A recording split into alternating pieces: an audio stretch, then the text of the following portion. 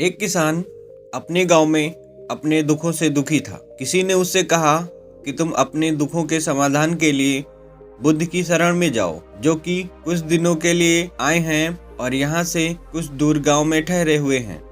निश्चित ही वह तुम्हारे सभी दुखों का समाधान कर देंगे। यह सुनकर वह किसान बड़ी अभिलाषा लिए बुद्ध की शरण में चल पड़ा। यह विचार लिए कि बुद्ध उसे उसकी परेशानियों से, मानसिक पीड़ा से, तनाव से, दुखों से निकालेंगे।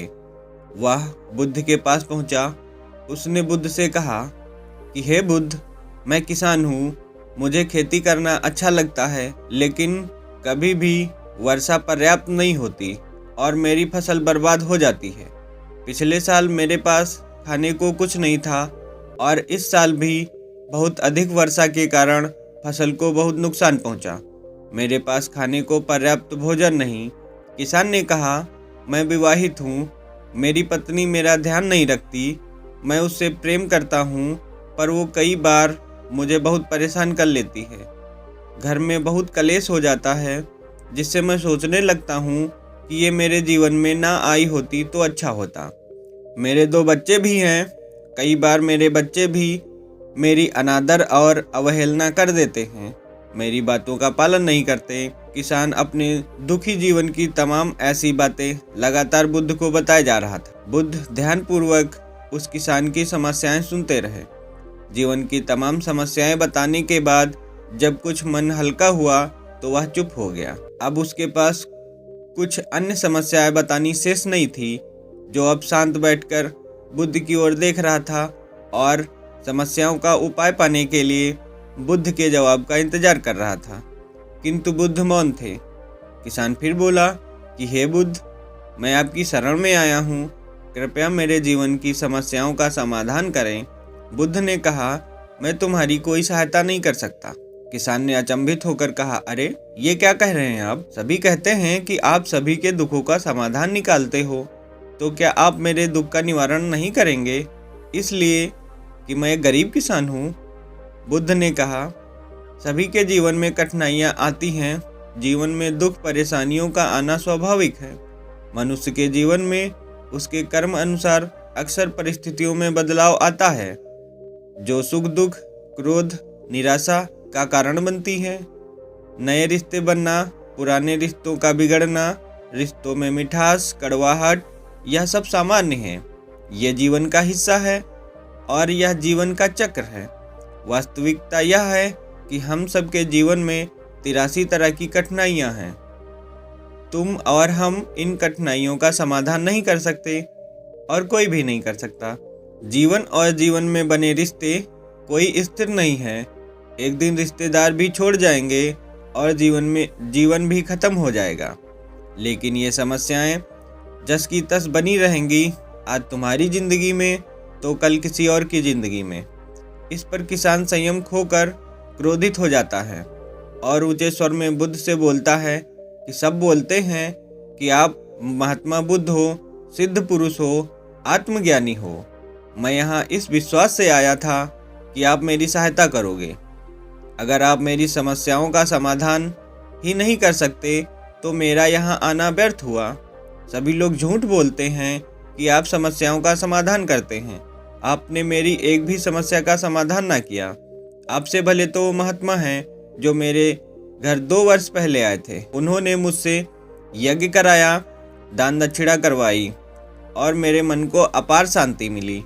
कुछ सुख आया, कुछ दुख भी कम हुए, लेकिन आपने तो मेरी किसी भी समस्या का समाधान ना निकाला। आपने तो सीधा मुझे मना कर दिया।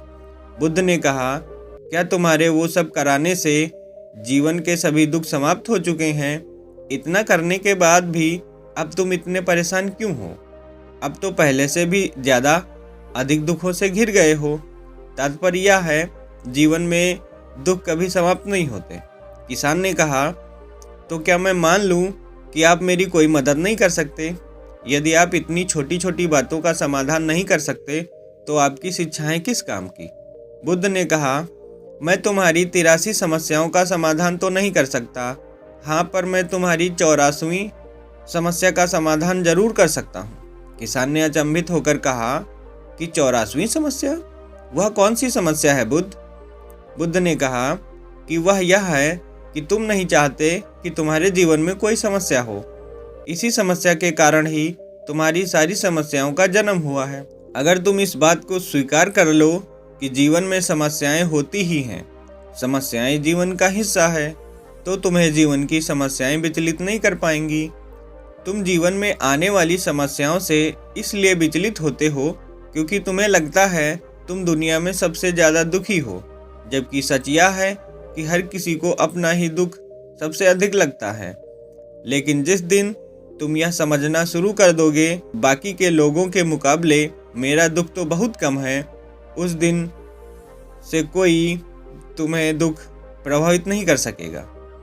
जब तक तुम ये चाहते रहोगे कि जीवन में कोई समस्याएं न आए, मैं हर दुख तकलीफ से बचा रहूं, तो यह संभव नहीं। ऐसे में छोटे से छोटा दुख भी तुम्हें बेचैन कर देगा, तुम्हारी मानसिक शांति को भंग कर देगा। यह तुम्हारे जीवन से कठिनाइयाँ बिल्कुल खत्म कर दी जाएं, रोज तुम्हें हर पल बिना दुख कठिनाइयों का जीवन जीने को मिले, तो तुम अधिक समय तक ऐसा जीवन ही नहीं जी पाओगे। एक समय ऐसा आएगा कि रोज जैसा जीवन जीकर तुम अपनी जिंदगी से तंग आ जाओगे, बोर हो जाओगे, क्योंकि जीवन में हद से ज़्यादा कोई भी चीज़ जीवन के लिए समस्या खड़ी कर सकती है। आरामदायक जीवन जीकर मन और शरीर दोनों से अपंग हो जाओगे, तो क्या फ़ायदा ऐसे जीवन का जो तुम्हें बाद में नर्क जैसा जीवन जीने पर मजबूर कर दे। जिस तरह भूख लगने पर भोजन और खूब ज़्यादा प्यास लगने पर पानी पीने का असली आनंद प्राप्त होता है, ठीक वैसे ही जीवन में तमाम दुखों परेशानियों को झेलने के बाद ही सुख का आनंद प्राप्त होता है। इसलिए जीवन में अलग अलग प्रकार से अलग अलग रूप से सुख दुख आते रहते हैं। हम चाह कर भी जीवन से सुख दुख खत्म तो नहीं कर सकते, हाँ, लेकिन इनसे ऊपर जरूर उठा जा सकता है। कोई बड़ी से बड़ी समस्या मन को विचलित न कर सके, इसके लिए अपने मन को शक्तिशाली बनाओ, संयम रखो, रोज ध्यान लगाओ, अध्यात्म ज्ञान प्राप्त करो। यही तुम्हारे जीवन की तमाम समस्याओं का समाधान है। इसी को जीवन की 84वीं समस्या का समाधान कहा गया है। महात्मा बुद्ध का अद्भुत ज्ञान प्राप्त कर किसान तृप्त हो गया, उसका मन पूरी तरह हल्का हो गया। जो परेशानियों का जो कौतूहल मन में उसको परेशान कर रहा था वह शांत हो गया। किसान आंखें बंद कर आनंद को अनुभव करने लगा। किसान सब कुछ समझ गया कि वह अब कहाँ गलती कर रहा था। किसान बुद्ध के चरणों में गिर गया।